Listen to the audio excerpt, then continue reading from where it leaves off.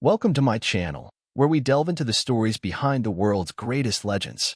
Today, we'll learn how McDonald's went from a small burger joint to a global empire worth billions of dollars, the secret recipe for the Golden Arch's unstoppable success. Let's get started.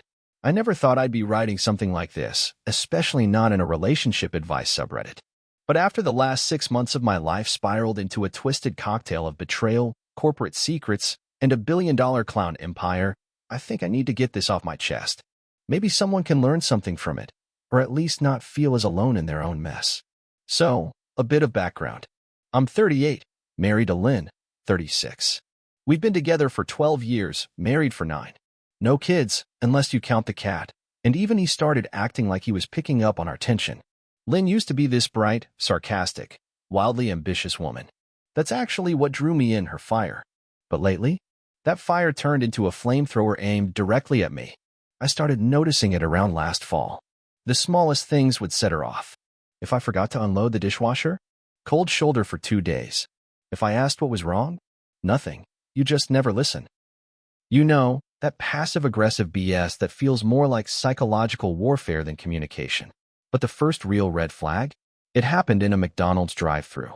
Yeah, weird place for a turning point, right? We were on a road trip to visit her cousin in Colorado. I was driving. We were somewhere in Kansas, and I pulled into McDonald's because I was starving. She snapped at me. "Why the hell would you stop here? You know I hate fast food. This is why you can't stay in shape." I laughed it off at first, but then she said, "You're such a child sometimes." I swear, if I wanted to date someone who worships Ronald F***** ing McDonald, I'd call my ex. Asterisk. Now, that hit me sideways. I didn't even know she had an ex who worked at McDonald's. And the venom in her tone wasn't just irritation, it was contempt.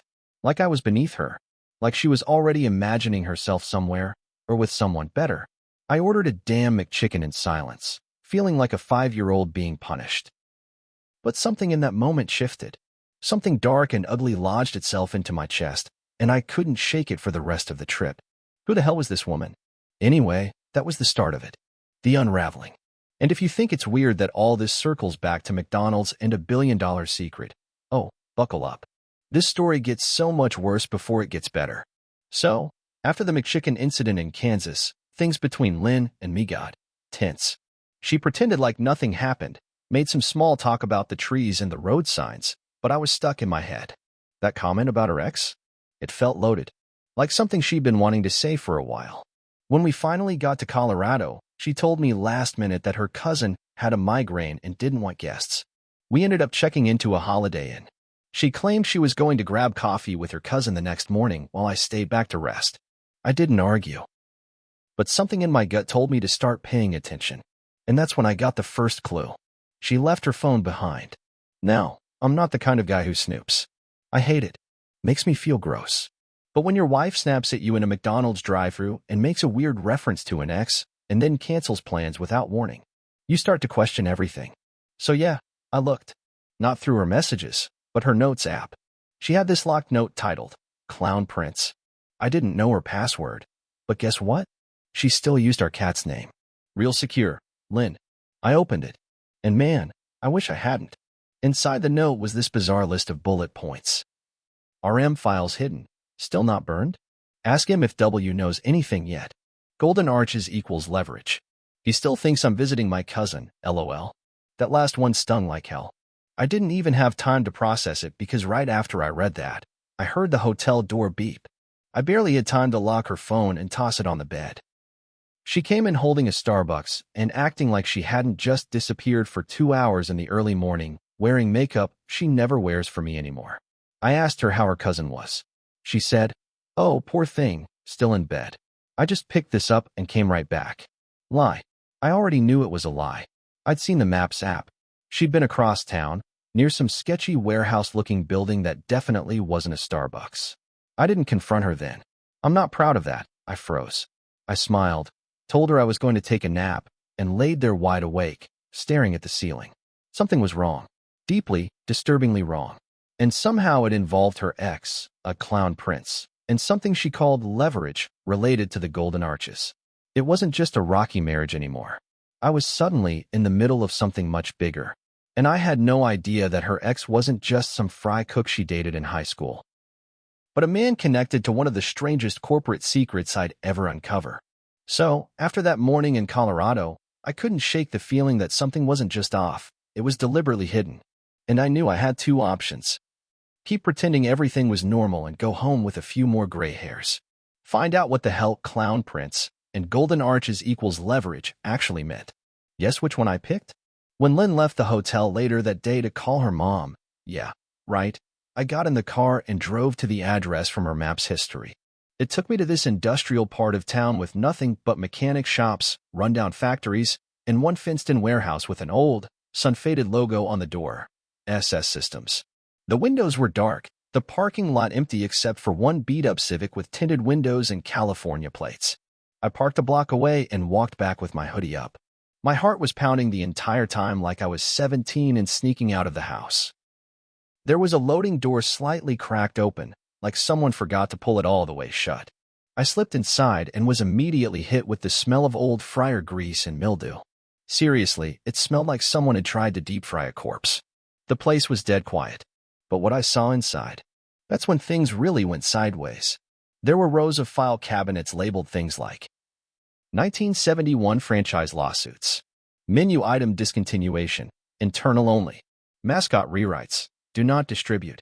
And in one dusty filing bin, I swear to God, I found a stack of old manila folders stamped Confidential, Ray Kroc Legacy Division. Ray freaking Kroc, the guy who founded McDonald's. Except if you've ever looked deeper, you'd know he kind of stole it from the McDonald brothers. That wasn't news to me.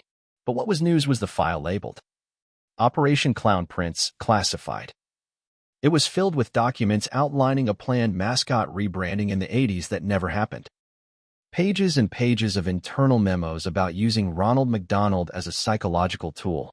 Get this, to create emotional brand attachment in children by associating food, joy, and routine. Almost like corporate grooming. It creeped me out so bad I actually whispered, "What the hell?" out loud. Then I heard a snap, like someone stepping on a piece of plastic behind me. I turned around. Someone was in there with me. And I swear on my life, it was her ex. The one I'd never met. The one she lied about. He looked straight at me and said, "You shouldn't be here. Lynn told me you wouldn't figure it out this fast."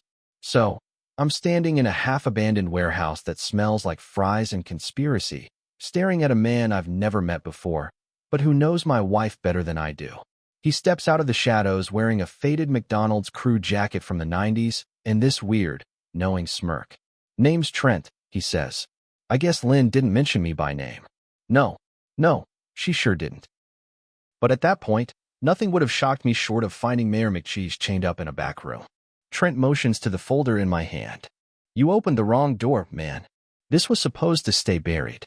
I ask him what the hell this all is. The folders, the psychological branding, the note about me. And that's when he drops the bombshell. Clown Prince? That was me. What?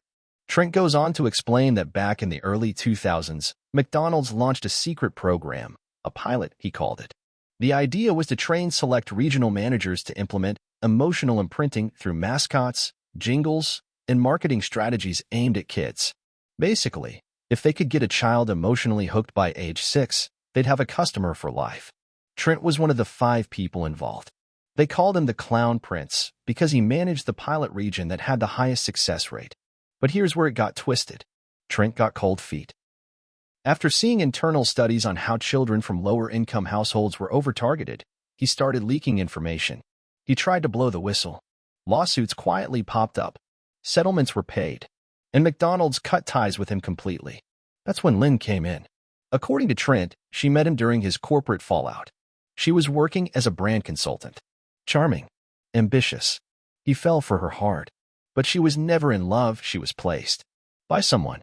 He wouldn't say who. And then she flipped sides. Instead of helping him expose the truth, she stole his files. Buried the rest in Colorado. And disappeared. He thought she was gone forever, until she married me. Why me? Because I was a distant relative of one of the original McDonald brothers. Yeah, that came out of nowhere for me too. Apparently, Lynn married me to keep tabs on old legal documents my late uncle had in storage. Stuff related to the original founding, ownership conflicts, royalties. Files that could wreck the official corporate history if they ever surfaced. That safe in the garage, he mentioned? It belonged to my uncle. I'd never bothered with it because it was bolted shut and I thought it was full of old tools. Turns out, Lynn had been trying to get it open for years. And now Trent was asking me to help him get it before she did. I didn't go back to the hotel right away. I just sat in my car in a Walmart parking lot, staring at a crumpled receipt from when Lynn and I bought lawn chairs last summer. It felt like a photo of people who didn't exist anymore. When I finally walked into the room, she was pretending to sleep. I stood over her and just said it. I met Trent. She didn't even flinch. Didn't open her eyes. Just whispered. You weren't supposed to do that. That line hit me like a gut punch. Not denial. Not confusion. Just acknowledgement. I asked her why she married me.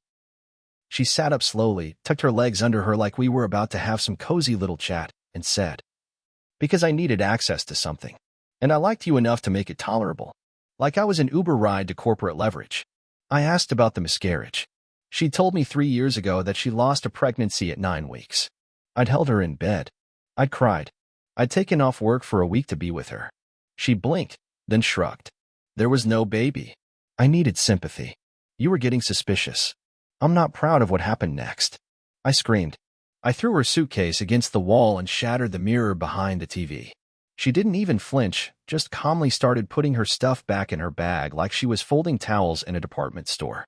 She said, if you open that vault in your uncle's garage, you'll be putting a target on both of us. McDonald's doesn't sue people. They erase them. I told her I'd take my chances. That she could get the hell out. She didn't argue. She didn't cry. She just looked at me and said something I'll never forget. You were never supposed to be smart enough to follow the trail. That was Trent's mistake too. Then she walked out with her coffee and her calm and her expensive boots, and I haven't seen her in person since. But I did go home. I went straight to the garage, found that old safe bolted to the wall, and started ripping it out with a crowbar and pure, vibrating rage. Inside? Stacks of legal documents, copies of hand-signed agreements between the McDonald brothers and Ray Kroc, internal memos, and this is real, a cassette tape labeled. Recording, Mac McDonald / May 14th, 1960, he's stealing it from us. I didn't sleep that night. I just sat in the garage with the safe cracked open, staring at the tape like it might explode or disappear if I looked away. It wasn't labeled fancy. Just, Mac McDonald / May 14th, 1960, he's stealing it from us. Written in shaky block letters, probably with a typewriter label maker. The only player I had was this dusty boom box I hadn't used since college. I had to dig it out of the attic, blow dust off the buttons like I was defusing a bomb. The thing creaked when it played, but it worked. I pressed play. There was a click, then static, then a voice, quiet, raspy, older than I expected. This is Mac McDonald. I'm making this in case something happens to me. My spine went cold. It wasn't just some anecdote. This was a confession. He went on to talk about how Ray Kroc had promised to franchise McDonald's with the original vision intact: quality food, controlled growth, community values. But Kroc was secretly buying up real estate under a separate company, Franchise Realty Corp., and using it to choke the brothers out of their own business. He said they tried to renegotiate. Kroc sent someone to handle it. Mac didn't say who, but the implication was clear. Threats were made. Then came the kicker. They made us sign papers in a dark room in Chicago. Said they'd honor the handshake deal for royalties, but Ray laughed. Told me handshakes don't stand up in court. I paused the tape. I'd heard the urban legend, how the McDonald brothers were supposed to get 1% of all franchise profits for life but never got a cent because it wasn't on paper. Except here was audio proof. Dated. Specific. Chilling. And tucked behind the tape in the safe? A yellowing letter. A personal one. Written by Mac to my uncle, my blood uncle. He wasn't just a fan of the McDonald's story. He'd worked for the brothers. As a driver, apparently. A courier. That meant my family wasn't just watching history. They were part of it. Suddenly Lynn's interest in me made sense. I wasn't just some dumb pawn, I was a threat. The emotional weight hit me all at once. I'd spent years thinking my marriage was about love. About building a life. But it was a heist. I was a vault, and she was just waiting to crack me open. And Trent? He hadn't told me everything either. So after the tape and the letter, I was reeling. I'm pacing the garage like I'm about to be raided, heart pounding, head spinning. That's when I heard it. A ringing sound. Not my cell. Not the house phone either. It was coming from inside the safe. Tucked in the corner, behind a false panel I hadn't even noticed at first, was a flip phone. One of those ancient, indestructible Nokias. It was vibrating softly, screen lit with a single word. Redacted. I didn't want to pick it up. I knew I shouldn't. But I did. A man's voice. Calm. Cold. No accent. You need to stop. Just like that. No greeting. No threat. No explanation. I asked who it was. You've activated a dead protocol. The documents are federal property now. Step away. Federal? I asked if this was McDonald's legal. He laughed. Legit laughed. Like I was a child who just asked if Santa was in the CIA. McDonald's hasn't owned itself in over 20 years. Think bigger. And the line went dead. I stared at the phone for a long time, hands shaking. Who the hell was that? If not McDonald's, then who? Who owns a global fast food empire in shadow mode? Then I remembered something from Trent, the phrase, institutional ownership above public filings. I had brushed it off as paranoid babble. But now it felt like a threat with teeth. I needed help, but not from someone already in the system. That ruled out lawyers, cops, and definitely any social media exposure. So I did something crazy. I found Mac McDonald's great niece on Facebook. Her name was Joanna, lived in Sacramento, ran a food truck called Fast Faithful. I messaged her with a single sentence. I think I know why your family disappeared from the McDonald's story. She replied 17 minutes later. So you found the tape. So I met Joanna in this grimy old diner off a forgotten exit near Bakersfield. The kind of place where the waitress knows when you want more coffee without asking, and everyone's pretending not to watch everyone else. She slid into the booth across from me wearing a hoodie that said, "Don't trust men in suits." And before I could even say hi, she dropped a manila envelope on the table. Read that, and tell me we're not all just breathing rented air. Inside, photos, typewritten letters, surveillance-style stills of people entering a building labeled Franchise Realty Corp Headquarters, 1961. Some of the faces were circled in red ink. On the back of one photo, written in thick Sharpie, "Known, do not approach. Orders from RK." I asked her where this came from. She said her grandmother, Mac's sister, had hidden it in the frame of a wedding photo. It was only found after she died, when they were donating her furniture. An antique dealer cracked open the frame and called the family after seeing documents labeled Asset List. Internal removal/compromise protocols. You read that right. McDonald's, or more accurately, whatever shadow entity owns McDonald's now, apparently had a list of people considered internal threats. And not fire them threats. Disappear them threats. There were names on that list who died in accidents. A car crash in 62. A boating mishap in 68. A robbery gone wrong in 73. Joanna's grandfather? Listed. He fell down the stairs in 1970. Her mom never bought the story. No, neither do I. She looked me dead in the eyes and said, "They didn't just erase my family from the books. They erased them from the earth. You think you're just dealing with a divorce and some stolen papers? This is a goddamn machine. It eats people like you." I couldn't breathe for a second. It was too big, too insane, but it fit. The weird phone call, the fake miscarriage, Lynn's cold detachment, all of it. Then Joanna handed me a thumb drive, said it was the real crown jewel. An audio diary of Ray Kroc's lawyer from the late 50s. Guy had second thoughts and started taping everything. Apparently, his last recording ends with him screaming, "I didn't sleep that night." Again, I just sat on the edge of the motel bed, thumb drive in one hand, napkin in the other, laptop gone, marriage shattered, and reality spinning off its axis. I drove straight to a 24-hour FedEx office, bought a cheap burner Chromebook with cash, and plugged in the drive in their parking lot. Paranoia? Maybe. But if you'd seen what I had by then, you'd be building a Faraday cage from soda cans and chewing gum. The folder on the drive was labeled Croc_voice memos _legal _counsel _1957-1961. Inside were 31 audio files. I listened to the first one sitting in that hot parking lot with the sun rising behind the strip mall. The voice was smooth, legal, careful. A man clearly covering his ass. He said his name was Harold Vane, legal counsel to Ray Kroc, but that Mr. Kroc was diverging from standard corporate procedure and initiating rogue asset acquisition. The deeper I got, the darker it became. Harold talked about payoffs to city inspectors, land grabs under. It started normally, Harold sounding exhausted, like he hadn't slept in days.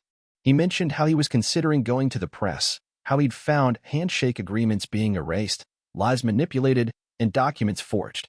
Then came the last 20 seconds. A shuffle, a door opening, and a low voice saying, "Mr. Vane, you're not authorized to leave," followed by a muffled thump. Then, nothing. The file ends there. I sat there in the FedEx parking lot, heart hammering. I looked up and noticed a car had been parked across the lot the whole time. Same black Toyota Camry. Windows tinted. I left immediately. No stoplights. No turns. Just movement. That night I called Trent. No answer. I texted. "Trent, I know now. You were right. It's all real. Call me." Instead, I got a text back from an unknown number. No name. Just a screenshot. It was a Google Maps location, somewhere in Nevada. A pin marked. "Don't come unless you want to disappear too." Under it, Trent's last known coordinates. I don't know who sent it, or why, but it felt like a message. Like a warning. Or maybe a dare. It took me 2 days to decide. 2 days of pacing, doubting, dry heaving, imagining every possible way this could go wrong. But finally, I drove. Nevada. Desert. Dust and silence.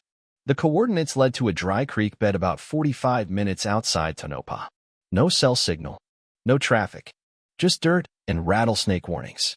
I brought a shovel, gloves, and the kind of terrified energy you only get when you know you're either about to uncover a conspiracy or become part of one. There was a marker. A stick. Tied with red ribbon. Subtle, but intentional. I dug. About 3 feet down, I hit plastic. Blue Coleman cooler. Heavy. Locked with a chain, but the plastic was brittle and cracked from the heat. Inside, a Ziploc bag with a burner phone. A leather-bound notebook. A small McDonald's Happy Meal toy from the 80s, Ronald McDonald, his face melted on one side. And a mini cassette tape marked. "Trent, if I don't come back." Reading Trent's notebook felt like peeling back layers of a nightmare I didn't want to believe was real. His last note ended mid-sentence, like he'd been interrupted. But the cassette tape? That was something else entirely.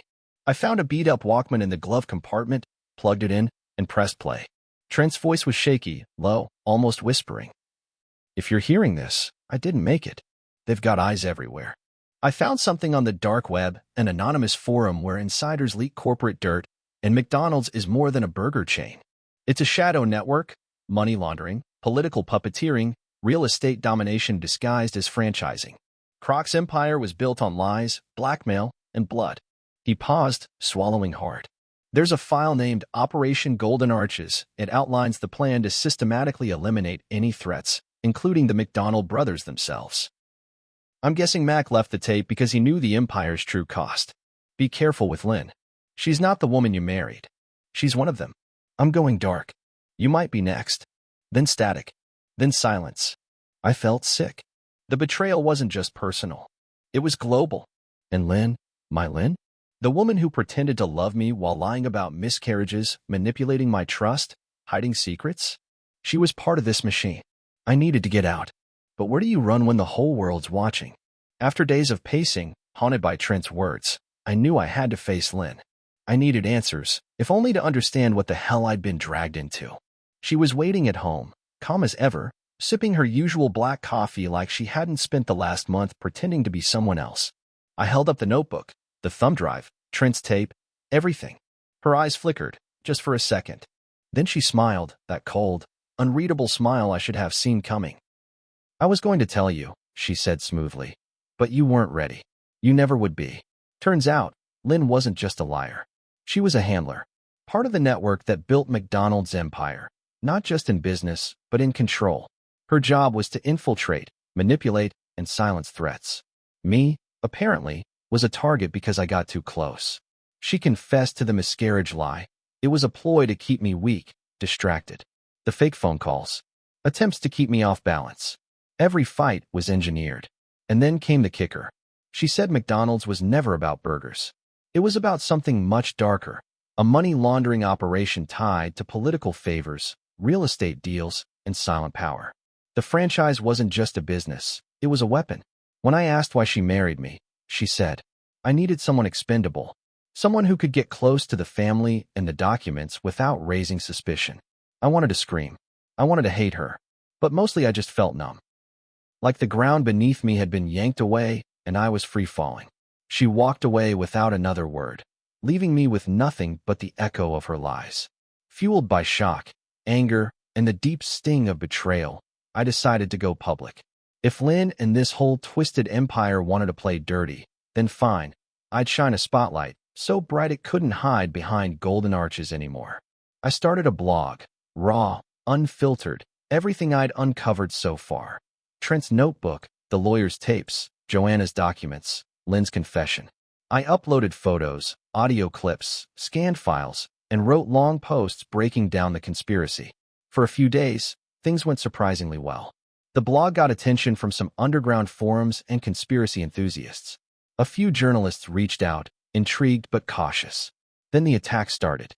First, my website was hit with massive DDoS attacks, knocking it offline repeatedly.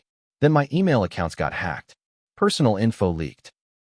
My phone number, address, even embarrassing photos from before Lynn's lies. Then came the threats. Anonymous calls in the middle of the night, notes slipped under my door, and once, a car driving past my house slowly, with the windows down, music blaring, "I'm watching you." I felt trapped. The worst was when my bank froze my accounts due to unusual activity. The same bank that Lynn had business ties with, of course. I tried to fight back, but quickly realized this was bigger than me. This wasn't just about McDonald's. It was about a whole network built on lies, power, and silence. Just when I thought I was completely alone, I got an encrypted message on an old burner phone I'd forgotten about. No name, just a code phrase. "The fries aren't free." At first, I thought it was another prank or threat. But the message included a location, an abandoned warehouse on the edge of town, and a time. I debated for hours. But desperation finally pushed me to go. Inside the dim warehouse, a figure stepped forward, a woman in her early 40s, sharp eyes, and a calm demeanor. She introduced herself as Maya, a former insider turned whistleblower. She laid it all out. The McDonald's empire was a front for a global syndicate built on corruption, money laundering, and power plays stretching back decades. Lynn was just one of many handlers placed inside relationships to monitor potential threats. Trent wasn't just a whistleblower. He was a recruit who got in too deep. Maya had a plan, one that involved hacking, public exposure, and legal action, but it was risky and needed someone on the inside. She needed me. I was terrified, but also angry. And for the first time in weeks, I felt a flicker of hope. We started plotting, pooling everything I'd gathered with what she had access to. The goal? Bring the whole damn operation down. Here I am, months later, sitting in a small apartment miles away from everything I once knew. The blog is back up, stronger and safer, and with Maya's help, we've leaked enough to stir serious investigations. Lynn disappeared. No trace, like she was never real. Trent's fate? Still a mystery. What I've learned: trust is a fragile thing. You can think you know someone for years, only to find they were playing you from day one. My marriage was a lie, not just personally, but in the grandest, most twisted sense. But this experience also taught me resilience. Pain, betrayal, and fear don't have to be endpoints. Sometimes, they're the catalyst for truth and change. If you're reading this and dealing with lies, whether from a partner or the world around you, here's my advice. Question everything. Don't be afraid to dig deep. Protect your own truth fiercely. And when the darkness comes, find your allies. You're never truly alone. McDonald's wasn't just a fast food chain. It was a billion-dollar empire built on shadows and secrets. And while that empire's roots are rotten, the fight to expose the truth gave me back my own sense of power. Thanks for listening, Reddit. Stay safe out there. Op.